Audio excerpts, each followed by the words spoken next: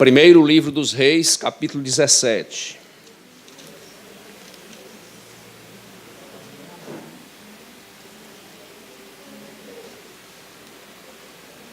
Eu vou fazer uso desse texto de novo, sob a direção do Espírito Santo, porque certamente o Senhor sabia quem estaria hoje aqui no culto.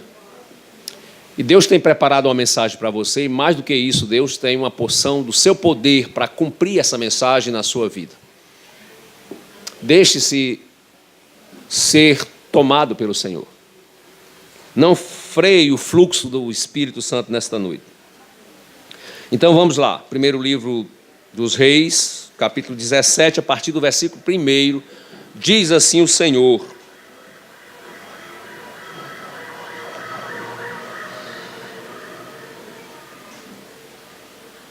Então Elias, o tesbita, dos moradores de Gileade, disse a Acabe: Tão certo como vive o Senhor, Deus de Israel, perante cuja face estou, nem orvalho, nem chuva haverá nestes anos, segundo a minha palavra.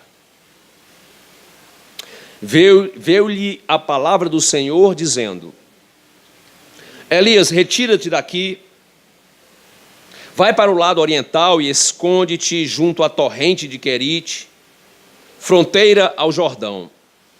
Beberás da torrente, e ordenei aos corvos que ali mesmo te sustentem.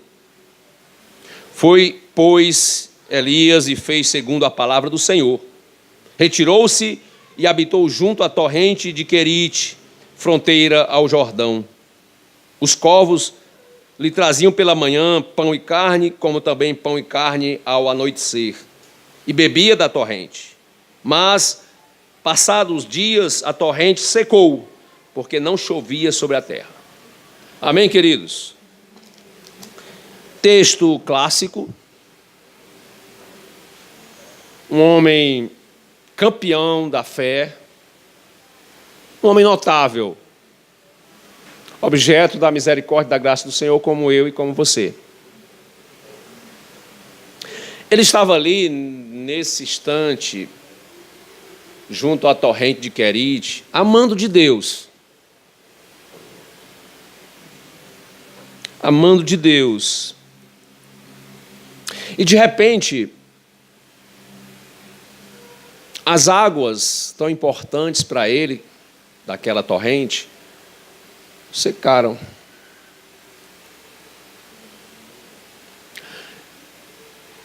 E isso traz para a gente algo importante.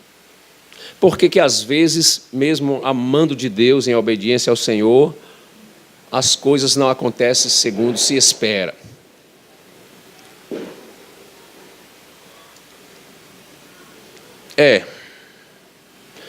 Pouca gente consegue ler bem, entender bem a vida. A necessidade de ter desejos, necessidades satisfeitas, às vezes nos leva à incompreensão dos fatos. Mas esse episódio nos aponta um caminho interessante.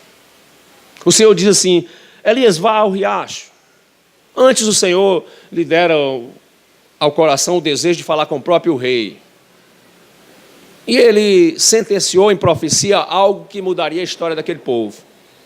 O povo estava arredio, averso, distante, endurecido, muito ocupado, ensimesmado, cheio de um poder que não tinha, esquecendo de Deus, virando religiosos. Não havia lágrimas, choro, quebrantamento, joelhos no chão. O altar estava empoeirado. E Deus levantou um sensível, um profeta, para dizer: as coisas vão ter que mudar aqui. Isso é fruto do amor de Deus, que não tolera a distância, não aceita esse esfriamento. E Deus se insurge contra as situações. E aí Elias fala para Acabe: Acabe, vai chover mais aqui não. Porque a linguagem da escassez e da seca falaria mais alto para eles. A fome, a necessidade, para um povo orgulhoso, talvez batesse mais forte ao coração. E assim foi dito e feito. E o Senhor dá essa ordem, lida aqui por mim. Elias, vai para o riacho, para a beira do riacho. Porque lá eu vou cuidar de ti. E aí a gente começa a entender os planos de Deus. Porque aonde há esse chamado de Deus, que nos leva a uma certa teimosia da fé, de remar contra a maré para seguir a voz de Deus, isso se chama obediência. Aonde há obediência, com certeza há provisão de Deus. Deus dá um jeito. Então, naquele lugar escasso, do nada, do deserto, do vazio, o Senhor deu um jeito de sustentar o profeta. Eu vou cuidar de ti, Elias. Isso tem muito a ver com a nossa fé, porque a gente vai soltando pela fé as amarras da vida, as dependências e as nossas seguranças, sabe? Aquilo que a gente se escuda, confia, a gente vai aprendendo a deixar tudo isso e se agarrar unicamente nessa palavra linda do Senhor. A gente aprende a andar com Deus e a confiar nele. Ele é um Deus de provisão, de um amor que não deixa faltar. A escassez não lhe desafia, o impossível para ele é nada. E a gente faz parte desse plano de Deus, desse propósito. Então a igreja do Senhor está cheia de Elias, gente que tem chamado, gente que desafiou a si mesmo, suas paixões, seus planos, projetos pessoais, individuais, para seguir um rumo pela fé, invisível, ora sim, invisível, mas bem certo, bem visto pelo coração, e em confiança vai firme, caminhando em direção que Deus apontou. Pedro, uma vez, instado pelos cientistas da palavra, os religiosos da ocasião, admirados pela verbalização pura de um coração cheio de Deus, a respeito das boas novas trazidas do céu por Cristo aqui para nós, Pedro desafiado a se calar, a parar com aquilo, com aquela retórica que convencia as pessoas, com aquela palavra que era mais do que um som, era uma arma, era uma cura, que ia na alma, mexia com o espírito da pessoa e as pessoas se convertiam. Aí Pedro deu uma resposta que diz respeito a isso que eu estou falando. Pedro diz assim: importa antes que a gente siga a palavra do Senhor, que obedeça ao Senhor e não aos homens. A obediência, ela traz consigo essa assistência permanente de Deus, passando onde tiver que se passar, subindo, descendo, na fartura, na chuva, ou no deserto, na escassez. O Senhor é conosco. Davi sabia bem disso, e sabia entrar e sair, e agradecer, na ida e na vinda, sabendo que é o Senhor que cuida da gente. Pois bem, e aí, quando aquilo que parece ser o nosso sustento do dia, aquilo que começa a arrancar da gente uma certa confiança, falta, o riacho secou, aí normalmente vem uma inquietação no peito, muitas vezes não dita pela boca, mas pensada. Por que faltou logo comigo? Logo eu, que não me perverti, que não me maculei com o sistema da vida, que eu me preservei para o Senhor, por que esse riacho agora secou? E aí a gente começa a ver o desenrolar dos fatos, a gente descobre que gente de Deus, vez em quando em vez, tem que se separar mesmo para Deus. Lá, naquele desertozinho, sabe, onde as vozes da vida haviam cessado, era só ele, aquela terra, e aquele barulhinho de água que vinha, enquanto Deus estava ordenando, ficava mais fácil ele ouvir a voz de Deus. E às vezes, quando o riacho seca, é para que a gente possa ouvir Deus falar, a gente prestar atenção em Deus e saber que aquilo que nos cerca, que a gente consegue sozinho, não é suficiente. E a gente descobre que Deus tem um plano, Deus tem um sonho, Deus tem um propósito, Deus tem um caminho, Deus tem uma vida para a gente. Para ouvir Deus falar. Os sons da vida têm que cessar para que com clareza Deus fale conosco de novo. Tem gente aqui precisando ouvir Deus de novo. Ouvir o Espírito Santo chegar e falar para você os detalhes da vida, os caminhos que você deve tomar. É preciso, de novo, recorrer à fonte da vida, à luz da palavra, a palavra que clareia o caminho. É preciso, de novo, entrar nessa dependência, soltar essa vaidade de ter governo próprio. O trono agora se desocupa para que o Senhor sente e governe, aponte o caminho para a gente. A água seca, e aí isso vale para 1000 problemas nossos. para que a gente possa refazer a rota. Porque às vezes a nossa rota é empurrada, não mediante o nosso desejo, mas pela circunstância. A gente vai levando a vida e Deus não quer isso para a gente. Deus quer que a gente vença as circunstâncias, estabeleça a vontade dele, que é boa, perfeita e agradável. Não se submeter àquilo que está posto, sabe? E olhar para Deus e olhar para a palavra e saber que o Senhor tem preparado algo para a gente que é muito especial. Não é bênção somente, não. É nos fazer uma bênção capaz de irradiar luz, de ser espelho para a vida, de ser representante do pão eterno, sabe? Ser aqui na terra alguém que mata a fome, que tira a sede, que arranca a angústia da alma, porque gera esperança pelo olhar firme e confiante, fruto de um relacionamento presente e contínuo com o Senhor. É para refazer a rota. A palavra do Senhor fala dos caminhos, dos vários caminhos, e há caminhos que parecem bons e terminam em morte, o caminho dos homens, e fala também do caminho perfeito de Deus. Esse silêncio, esse isolamento, vezes há que o Senhor nos fala claramente. É de novo a gente ouvir Deus nos chamar de filho, de filha. E aí volta aquele amor e aquele apego, o cheiro, o perfume, agora se destampa e a gente de novo confia. Escute. É para a gente descobrir que toda obediência tem um resultado. Tem uma provisão que cabe bem direitinho na nossa questão, na nossa lide, na nossa dificuldade. Tem uma providência que espera. O Senhor que sabe o ontem, o hoje ou amanhã, Ele sabe o tamanho de todas as coisas. Sabe o governo da alma, os pensamentos que caminham dentro da gente. Então o Senhor, Ele sabe lidar com cada um e sabia também com Elias. Elias, vai para o riacho, porque você não está pronto, mas lá eu vou te ensinar. Não é o tempo de fé que diz o quanto a pessoa é madura, mas são as experiências que nós nos submetemos. Nós saímos das experiências, das lutas, das muralhas que saltamos, fortalecidos. Porque uma vez o Senhor sendo conosco, será sempre. E a gente pode sair por aí em testemunho, firme, contando. Se o Senhor é por nós, quem será contra nós? Talvez seria para não deixar a angústia que estava tomando conta de todos, romper com o laço, o elo de confiança com o Senhor. Para isso que ele foi para ali.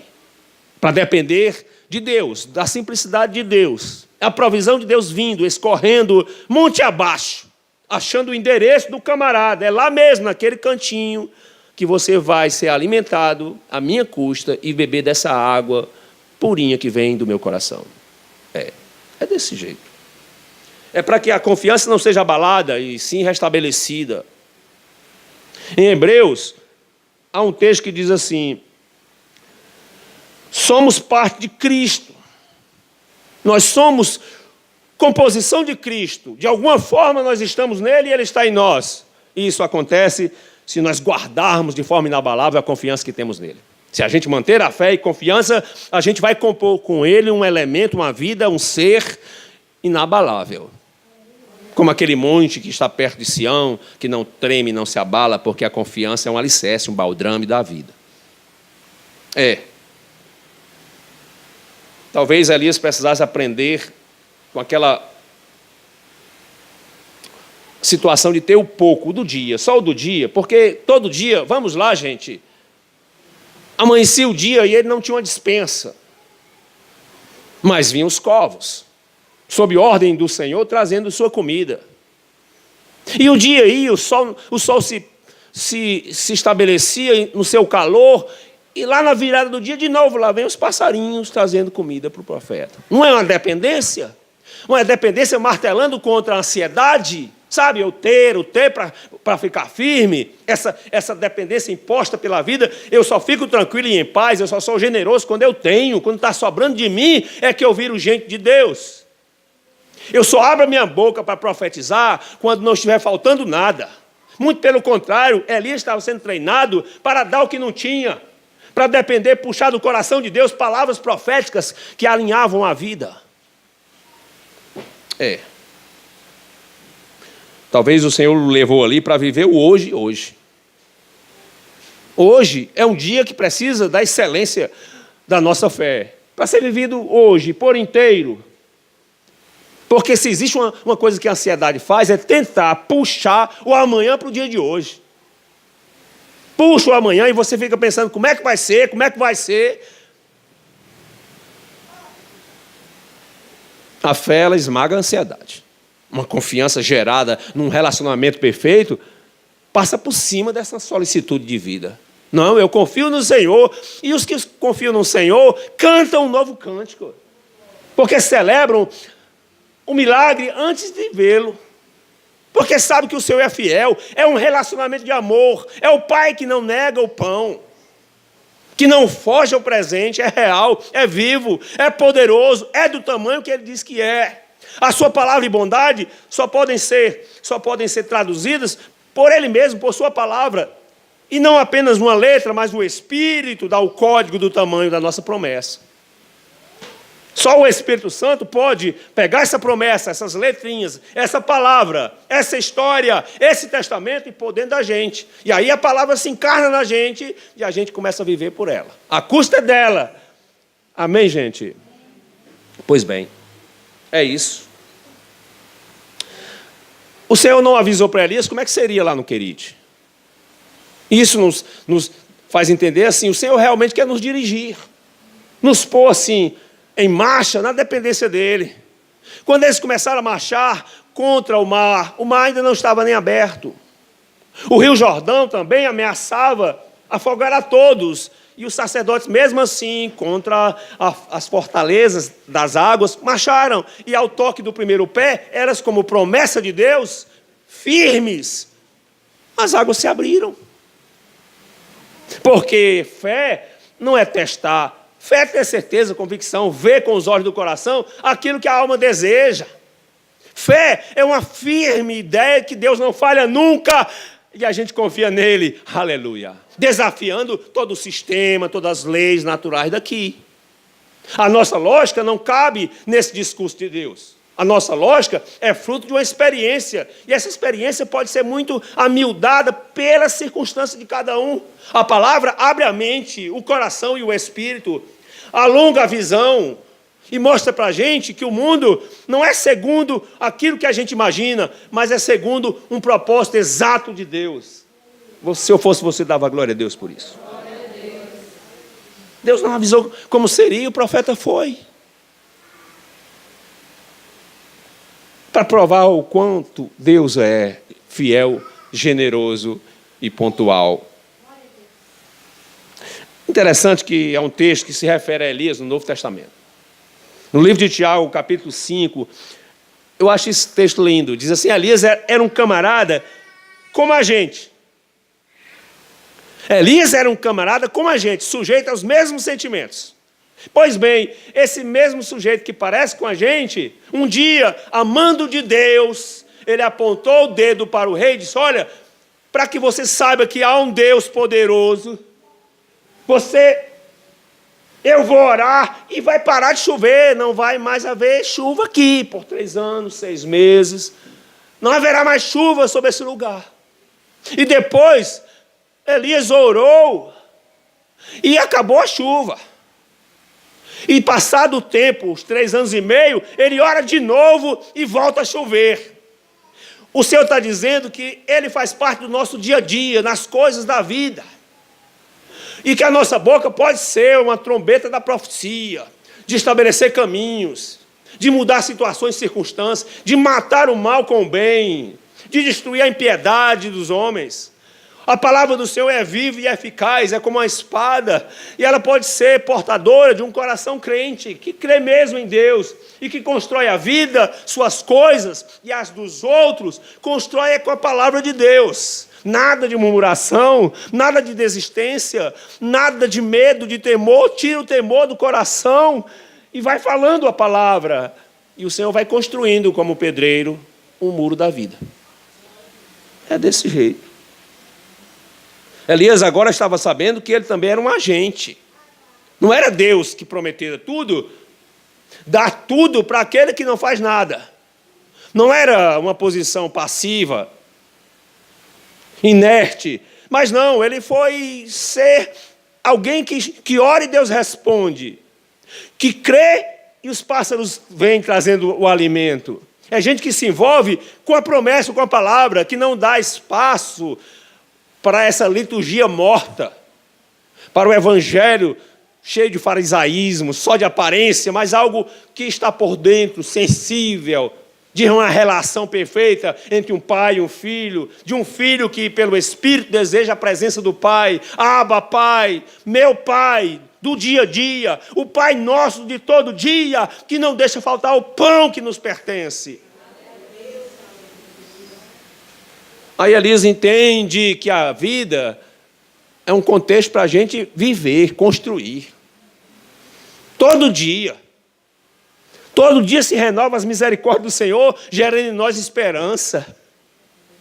E a gente guarda em memória santa a esperança, aquilo que nos dá esperança, para a gente ter o impulso da coragem e da fé. Que lindo. É desse jeito. Mas olha, Elias precisava aprender que não existe transformação, e ele precisava se transformar num homem de Deus. Até então, ele era um homem que era um mero profeta. Quem sabe o profeta do rei. Um rei, um sacerdote e um profeta, comuns. Mas Elias não, o Senhor o chamou para ser especial, para ter a marca do Cordeiro, para virar igreja, para ser movido, comovido, erguido, arrebatado, levado aos céus, para viajar com Deus, tirar os pés da terra, se desenraizar daqui e pôr o coração dentro da promessa de Deus, sentar-se junto no trono, em submissão, só para sentir o perfume da glória e do amor de Deus. Você pode dar um glória a Deus aí? Eu sei que você pode. Então, Elias precisava saber, doutora Juliene, que a transformação impõe dor. Não existe transformação sem dor, e a gente ora todo dia, me transforma, me transforma. Pois bem, transformação é movimento, como pregou o profeta pastor Wesley domingo aqui. Não existe transformação sem dor. Algo tem que ser puxado, arrancado. Algo tem que sair da gente para entrar o novo de Deus. Desocupa o coração, desocupa o sentimento, desocupa as paixões. Deixa o Senhor trazer novas provisões. Não existe.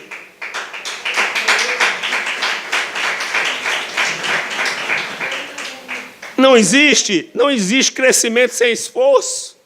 Não existe. A tendência da gente é ir se acomodando no tamanho que é possível, do tamanho que é possível. Aí o Senhor um dia pega o profeta e puxa pelos cabelos, vamos viajar. Você lembra do profeta Ezequiel que dá um passeio assim pelos cabelos? O Senhor pegou pelos cabelos e ele foi passear para que ele visse Israel como estava, para ele entender agora uma nova visão. E hoje, nesta noite, o Senhor vai puxar a gente pelos cabelos, para a gente subir um pouco. Sair desse endereço, sair desse lugar e ver o plano de Deus. Essa terra não está solta, o Brasil não está desamparado. Há um Deus que há de responder orações. Deus está movendo, o mundo espiritual está em movimento. O Espírito Santo está pairando sobre o caos para gerar uma era nova. Aleluia. Você crê nisso? Escute, não existe perfeição que a gente tanto almeja nas coisas, no jeito de ser, sem experiências. Vai para o riacho, Elias. Você vai entrar na dependência de novo. Você estava comendo a custa do palácio, agora você vai ser alimentado pelas minhas mãos. Pois é, não existe vitória sem uma batalha. Não existe a derrocada de Golias sem que se levante um Davi para enfrentá-lo. Aleluia. E às vezes a gente fica em casa esperando que o exército tome conta dos nossos problemas, quando basta você tomar uma posição. Quem sabe você colocar o pé no chão e dizer assim: olha, você é incircunciso. Você vem contra mim com essas armas naturais. Eu vou contra ti em um nome do Deus vivo, aquele que você tem afrontado, o Senhor dos senhores, o general dos generais, aquele que nunca perdeu batalha. Eu vou em um nome dele. Aleluia. É isso. Em Romanos 8, Paulo, pelo Espírito, aborda essa questão de você ser traquejado pela fé, ser experimentado, ser aumentado, acrescido. E ele diz lá: ei, não se preocupe com tribulação, não. Se divirta na tribulação. Que palavra dura, hein? Se divirta na tribulação, porque essa tribulação ela vai virar uma certa perseverança, uma teimosia santa. Eu vou, 1000 estão contra mim, mas cairão e eu ficarei firme. Eu vou. E diz a palavra que esse ir contra a maré, esse ir contra situações, fatos, essa perseverança, com o tempo ela vira uma experiência. Eu sei que o meu Redentor vive. O inimigo caiu uma vez, vai cair de novo. É o Senhor que me faz saltar esses muros, atravessar esses mares, apagar esses incêndios. É o Senhor que dita o meu dia e a minha vitória. Lá diz assim, a tribulação vira perseverança. E essa perseverança, experiência. E essa experiência não consegue ficar em si mesma, ela dá esperança, ela gera esperança na gente, esperança.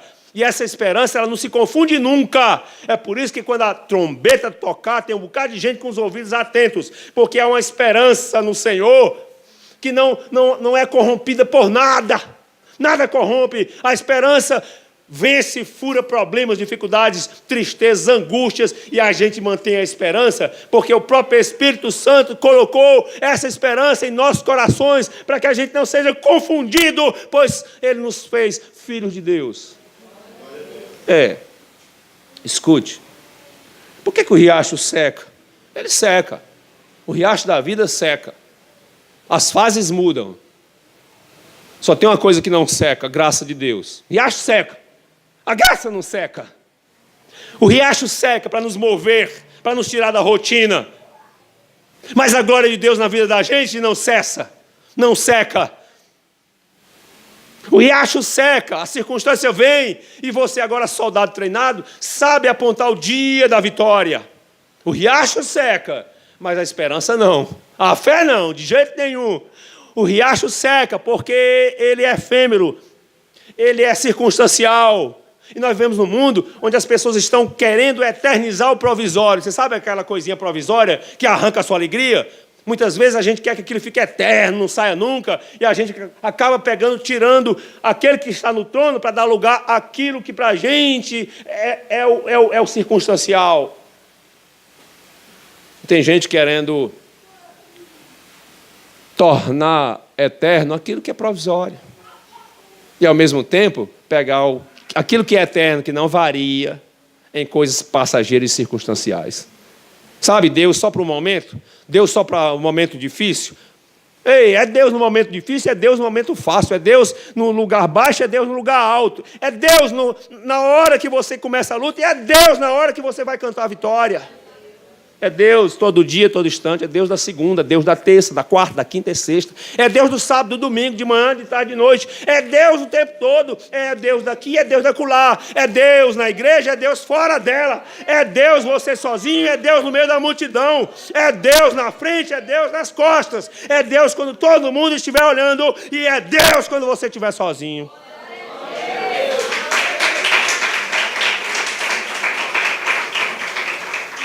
Por que secou? E aí eu queria encerrando essa reflexão para a gente. Por que secou? Se não era uma promessa de Deus e ele não estava em obediência? Tem um bocado de gente que não sabe entender isso. Eu estou em obediência. Por quê? É para você entender, e eu também, que não é do nosso jeito, nem do nosso tempo. Não é uma imposição. A fé não é uma questão de imposição, é uma questão de obediência. O que a fé faz é você confiar tanto em Deus que você se diverte na hora da luta. E quanto mais fé você tem, mais visão de Deus você consegue, mais simples, humilde e quebrantado você é. A arrogância de alguém que quer se impor a Deus é desfeita, diluída e desmanchada diante da face gloriosa do Senhor. E a gente começa a dizer, eis-me aqui, Senhor, e como Isaías, a gente diz assim, ai de mim, de tão pequeno que eu sou, perdido sob esse manto glorioso do Senhor. A gente encontra o caminho da humildade, do quebrantamento. Pois bem, encerrando. Por que secou aquilo que poderia ser um sonho, um riacho no meio do deserto, né? É porque não tinha mais nada para fazer lá. E aí eu queria que você entendesse isso. Pode ser que, de certa forma, algum riachinho secou aí. Isso te inquietou. Aí isso te fez voltar a orar. O riacho secou e você voltou a orar. O riacho secou e as palavras que você desprezava, agora você está prestando atenção, rapaz. Você ficou atento. Aquilo que você não dava valor, parecia uma repetição, coisa de pastor, sabe? Domingo, quarta, sempre a mesma coisa. De repente tem um sabor especial. Cada palavra você fica catando assim. Fala, Deus, fala comigo. Eu preciso de uma revolução. Ei, a revolução não precisa acontecer no Brasil, não. A revolução precisa acontecer aqui dentro da gente. O terremoto é aqui. O mar vermelho se abre aqui.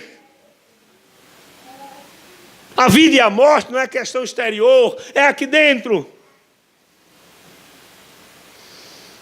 Não havia mais nada para fazer naquele lugar. Mas havia algo muito mais glorioso para fazer lá na frente. Para ensinar o profeta a olhar para frente. Para não parar nunca, para não desistir. Para não pedir aposentadoria.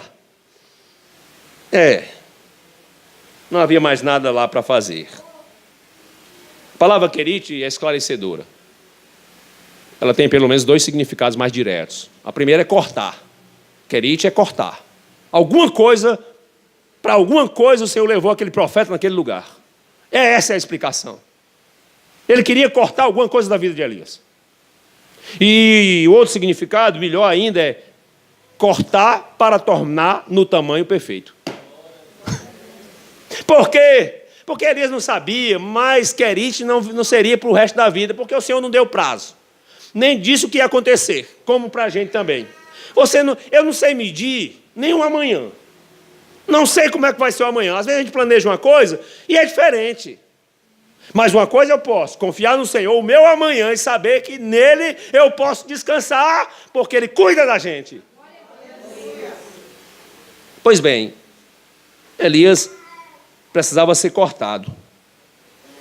Olha, gente, seria muito bom que tivesse um anjo na porta da igreja.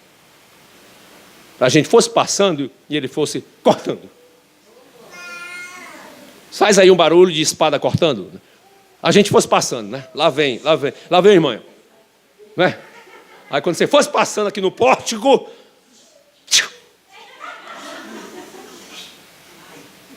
as arestas, né? Os pedaços que não, impróprios, indevidos, que atrapalham o culto, que fecham a porta do amor, que fica bem rasinha a raiva, que deixa bem a face, bem a superfície, sabe? A ingratidão, a murmuração, a incompreensão, o desamor, muito rasinho. Aí a espada cortou e agora o que está mais fácil é a gentileza, a generosidade. O rio secou e você não se entristeceu, você ficou melhor, eu melhorei, porque eu descobri que eu não tenho nada, não posso nada, mas posso todas as coisas em Cristo Jesus, que nos fortalece. Tem alguém que gosta de mim aqui? Não havia mais nada lá para fazer. Era preciso deixar para trás. Isso é sabedoria. Ei, gente, tem um bocado de gente, inclusive eu, que nós precisamos deixar muitas coisas para trás. Isso é passado já. A gente não se alimenta mais do passado. Porque já, gente, Deus tinha um milagre na vida de Elias. Querite não era para sempre. Aquele lugar desafiador do pouquinho, da medida do conta-gota, sabe? Só no tamanho. Ei, eu estou falando com alguém, será que alguém está vivendo isso? Sabe? Não sobra nada. Não dá para realizar nenhum plano. Só no conta-gota. Mas mantenha a alegria, porque já, ali vizinho, em Sarépida, há um milagre maior. Aleluia. Querite é um lugar de aprender, é uma escola da vida. Já ia começar um novo ministério. Você sabia, pastor Wesley? Sabia, ele sabia. É claro que ele sabia. Ali começou o ministério de Elias. É pela primeira vez que Elias aparece na cena do reino de Deus. Deus manda que ele fale com Acabe e bata em retirada. E é claro que ele já era um homem meio que maduro. Então ele já era alguém que ouvia a palavra de Deus e que sabia profetizar. Ei, Acabe, vai chover mais não. Mas tinha algo que precisava começar novo na vida dele. Tem alguém aqui assim, precisando deixar para trás, dar um chute na desesperança e começar algo novo na sua vida? Será que tem? Será que Deus encontra em você um novo ânimo? Um menino, uma menina aí dentro desse coração? Uma pureza de esperança? Eu creio, aleluia, e vou em frente. Será que tem alguém que pode se tornar jovem de novo? Na sua fé? Escute. Elias estava numa situação que precisava ser movido, sair daquela inércia. Ele era um profeta de um rei, de um palácio. Ele era um agregado no palácio. Ele poderia ser um profeta o resto da vida, sustentado pelo rei. Um agregado, um capelão do palácio.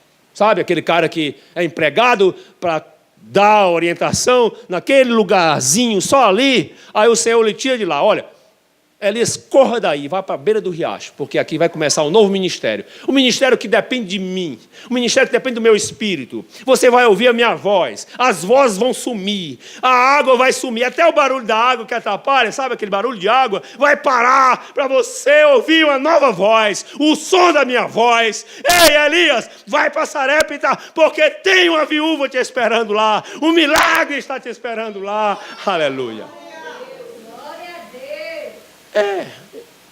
Era para ser movido, removido, dirigido, conduzido. E eu encerro agora de verdade. Deus estava precisando somar uma peça no quebra-cabeça da sua história, da história de Deus.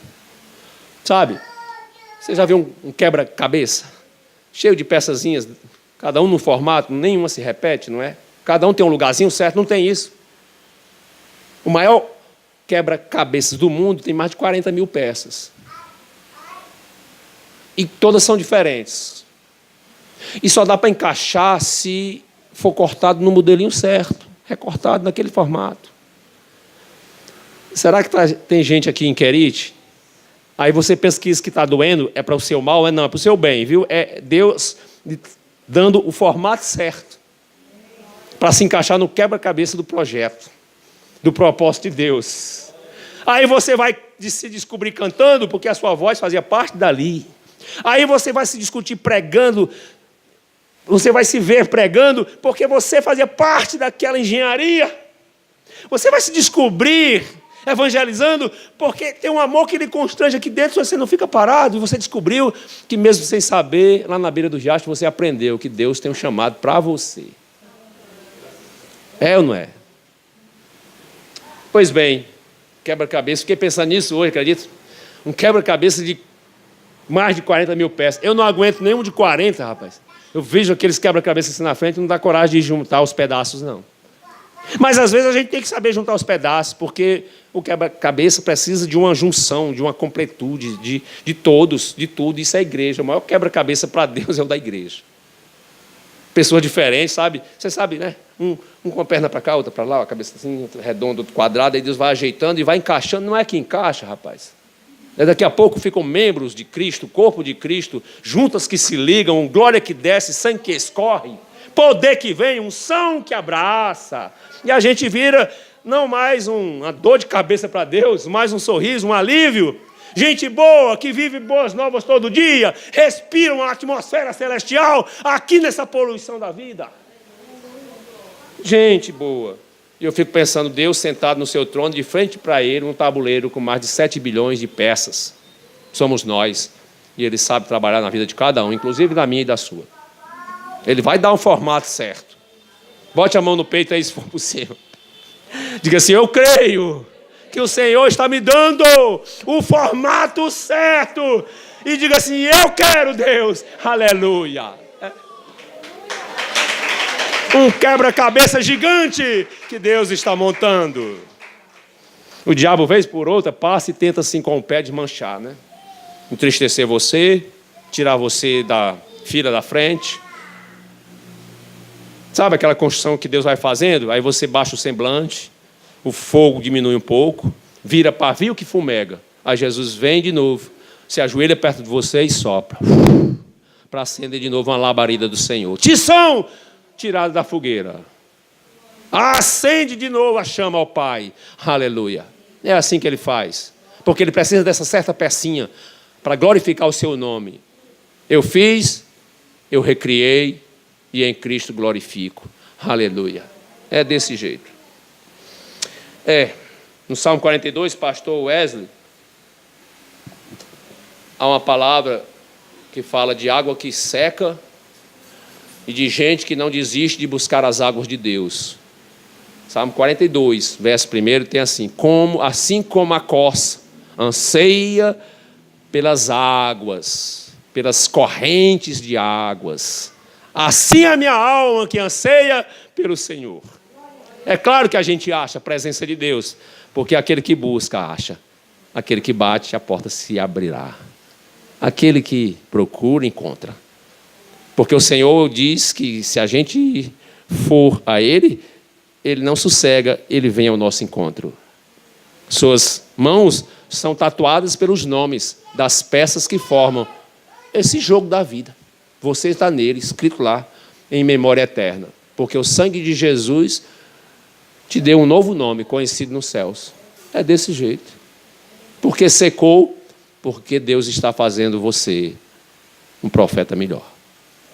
E eu fico com essa palavra. É claro que a gente pode melhorar.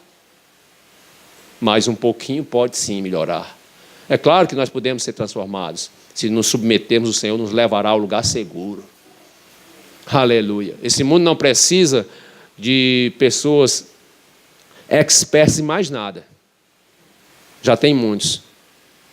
Precisa de homens e mulheres de Deus que não baixam o semblante e confiam que nada é impossível. Não há nada demasiadamente difícil para Deus. Um Deus que rompe muralhas, que abre o mar.